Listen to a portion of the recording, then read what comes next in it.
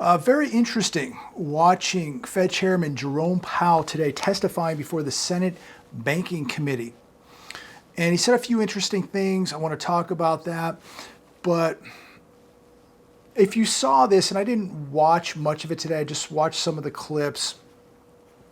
But what I did see, Mr. Jerome Powell looked scared. He looks very nervous. In my opinion, something is very wrong. This guy looks scared. He said they may have to raise rates so high that they drag the U.S. economy into a recession. They are warning you and I for what is about to happen. Now, I personally believe that the U.S. is in a recession right now. That's my opinion. I don't know how we cannot be in a recession when you look at the damage to this economy, the high inflation, to the amount of layoffs, the real amount of unemployment, the real inflation numbers, and just the amount of pain and suffering the average person in this country is feeling right now. There's no doubt in my mind we are in a recession. But Mr. Jerome Powell concedes that the Fed may trigger a recession, calls soft landing very challenging. Think about that. There is no soft landing coming, ladies and gentlemen. We are heading into a crash landing. New York Post today, JP Morgan said today it had started laying off employees in its mortgage business as elevated inflation and rising mortgage rates slow the housing boom. So they're laying off hundreds of people in their mortgage division. Last week, real estate brokers Compass Inc. and Redfin also said they would cut jobs as home buying demand was slowing due to rising mortgage rates and surging inflation. I think that this is a huge red flag to what has started in the housing sector and what is to come in the housing sector. Real estate is going to be in very, very big trouble. And anybody out there right now, and this is not financial advice, but if you are thinking about buying a house, I would do everything I could to hold off, wait till the end of this year, wait into 2023 if you can hold off. I think anybody buying in this market right now is buying into a major, major bubble, a bubble where now we are beginning to see some of the air being released out of this bubble, but something is going to prick this bubble, and we are going to watch the housing market, the real estate market implode. We are going to see a major crash, in my opinion. And again, I don't give financial advice, but if you were a family member of mine, a close friend of mine, and you were in an escrow, I would tell you to cancel the escrow and get out of this right now. I believe the real estate market is going to crash. Again, the worst possible time to buy a home. And you know what I find interesting also is all these agents who I saw a couple months ago on social media bragging that they're selling homes for 50, 100, 150,000 above asking price, selling a home in less than a week, all this braggadocious type behavior on social media, more narcissism. It's almost embarrassing when you go on social media and see adults acting like 10-year-olds, 7-year-olds, bragging about these type of things. I hope that these same people answer their phones. I hope these same real estate agents answer their phones when their buyers and sellers are calling them throughout the day, asking them why you sold them a house for $100,000 over the listing price and why their homes aren't selling for the price that you listed the house for. I hope that you answer your phone when all of this begins to change, and it's beginning to change right now because I'm seeing less and less real estate agents on social media bragging about these overvalued home sales. You should be embarrassed. Again, this is a huge red flag with these job cuts that we're seeing in the mortgage industry. And as I've said many, many times, if you're in this industry, if you're in the real estate industry, if you're an agent, if you're in the mortgage business, I hope you saved a lot of money because you're going to see a huge downturn. If you're thinking about selling a house, you better hurry, because I think we have passed the height of the market. The bubble is beginning to lose air. Another article today I was reading on Fox Business. It's titled, "Recession Could Lead to Decline in Home Prices, Redfin Chief Economist." Redfin Chief Economist Daryl Fairweather said, "I think out of everything in the economy, the housing market is still a pretty solid space because of how well financed people were going into the inflation, and they had plenty of equity."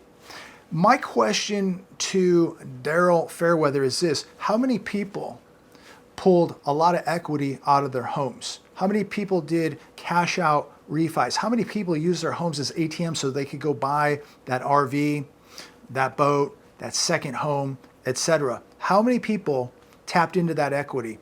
And what happens when this equity begins to disappear as we head deeper into a recession, as we are heading into a depression, as people begin to lose their cash flow, they're going to lose jobs, they're going to get laid off, and inflation eating up their savings, as millions of people are tapping into savings right now. Many people have already used up their savings.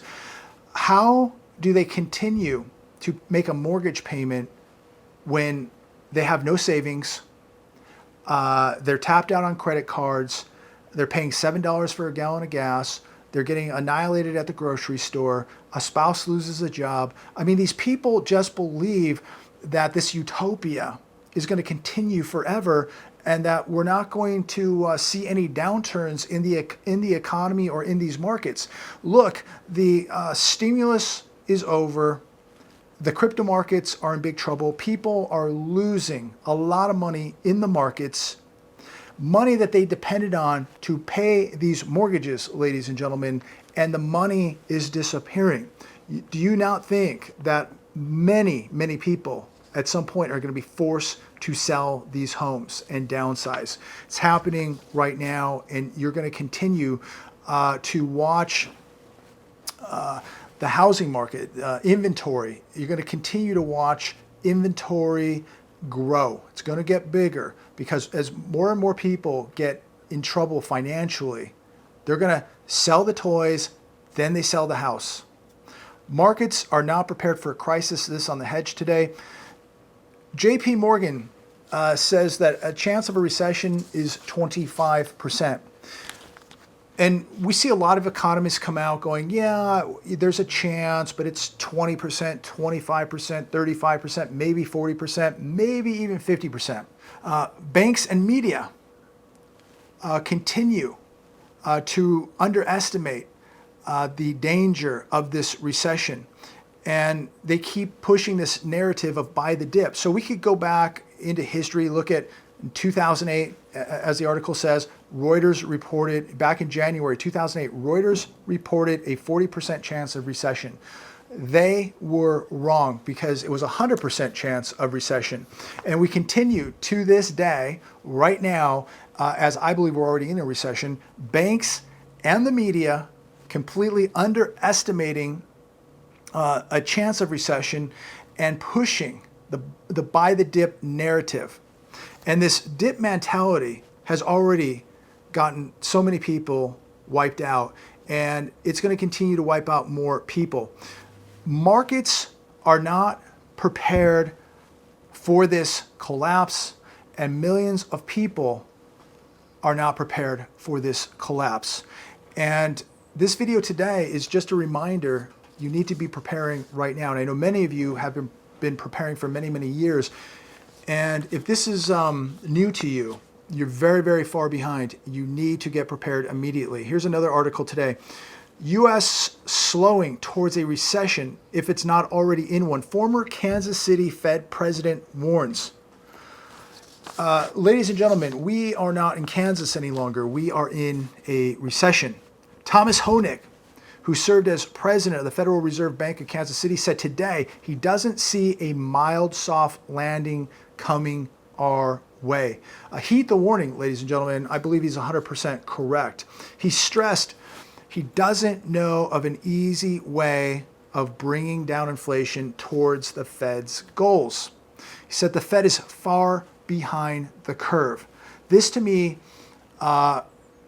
means I think the Fed is going to continue raising rates. And today, Jerome Powell said that there could be surprises. And I don't know exactly what that means. Does that mean that we could be seeing somewhere in the near future a 1% Fed hike? Could we see a 1.5% rate hike by the Fed? I don't know. But there are surprises coming. And I think people are very unprepared for these surprises. They're very unprepared for a crash.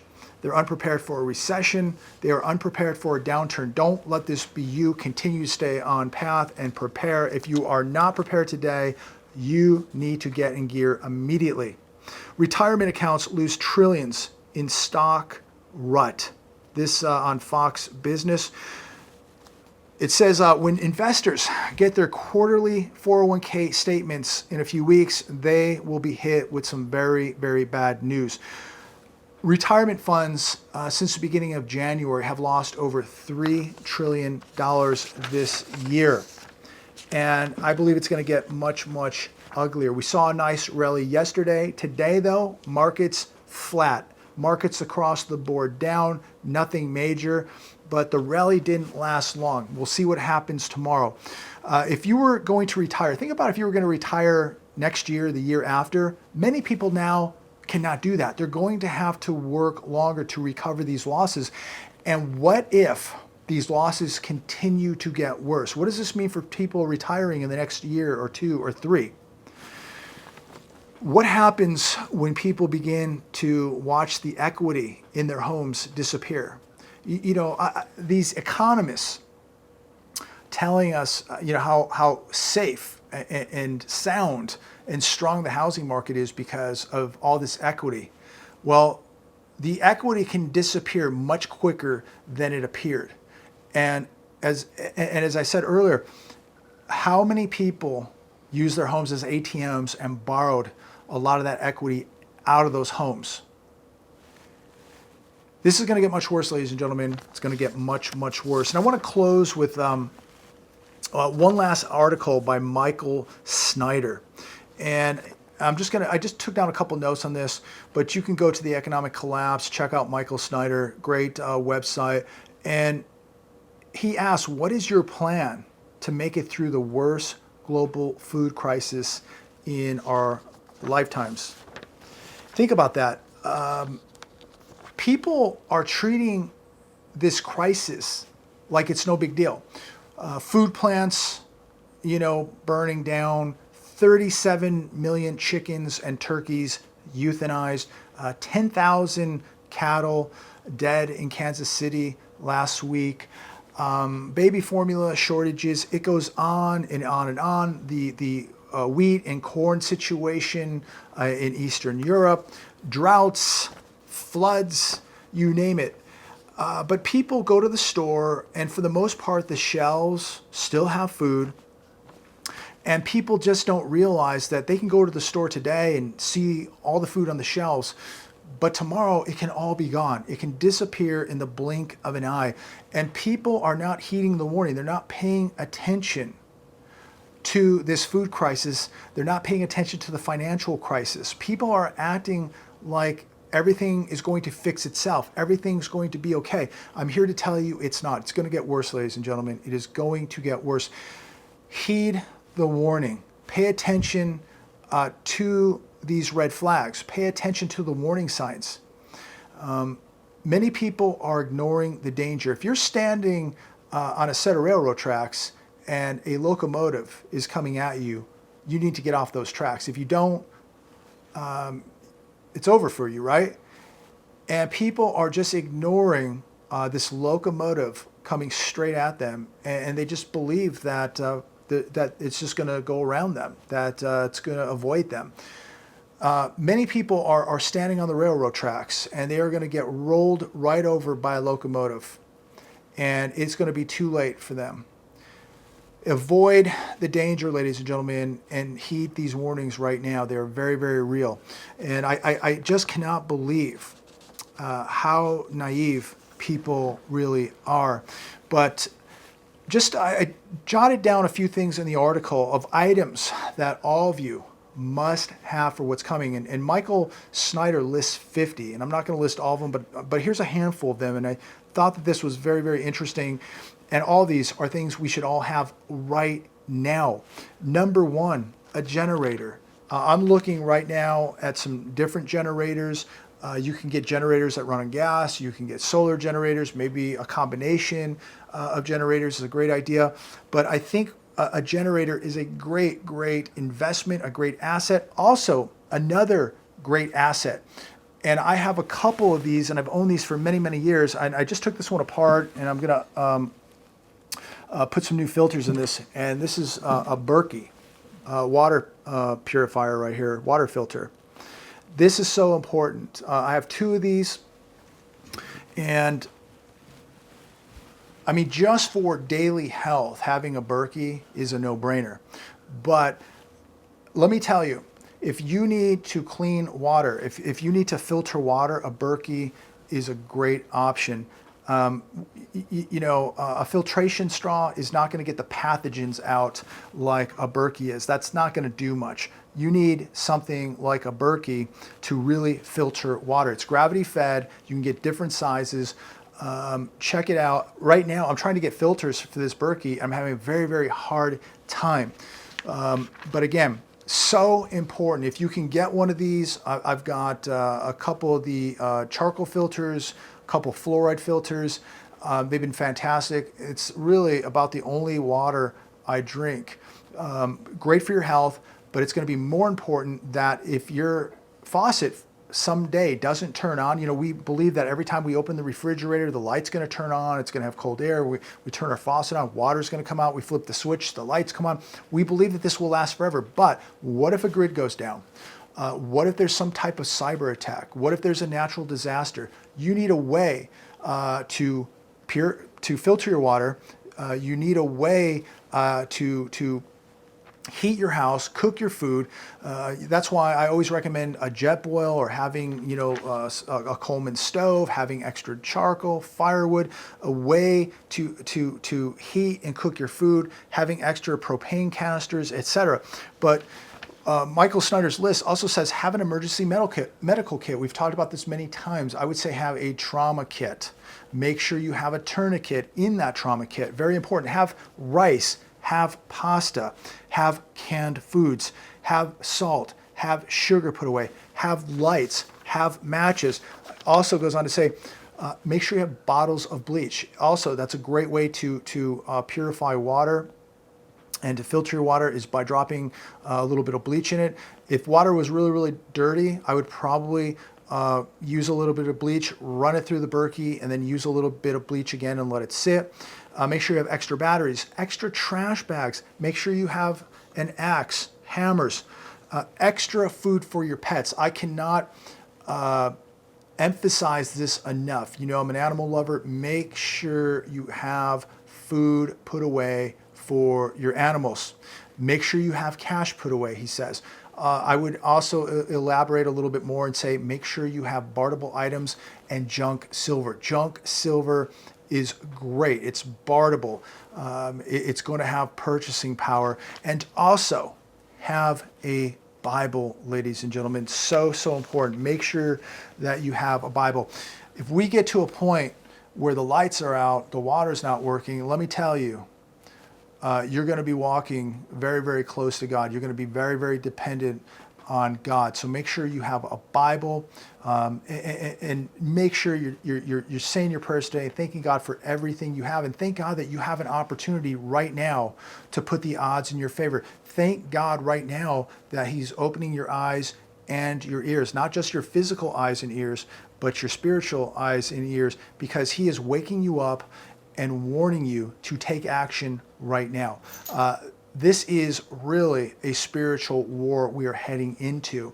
When you see what is happening, this is completely abnormal. I think it's very, very evil. So you better get on the right side as we head into some very, very dark times. So have a Bible and make sure today you thank God that He's waking you up. He's warning you and you are taking action right now because of those warnings. You see the locomotive coming. It's miles down the track and you're already off the tracks. You are out of the way of this danger.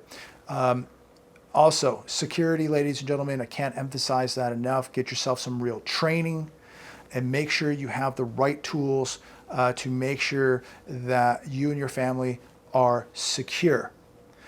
Train, train, train, and get yourself in better physical shape, mental shape, spiritual shape, and financial shape. I'm going to leave it there today.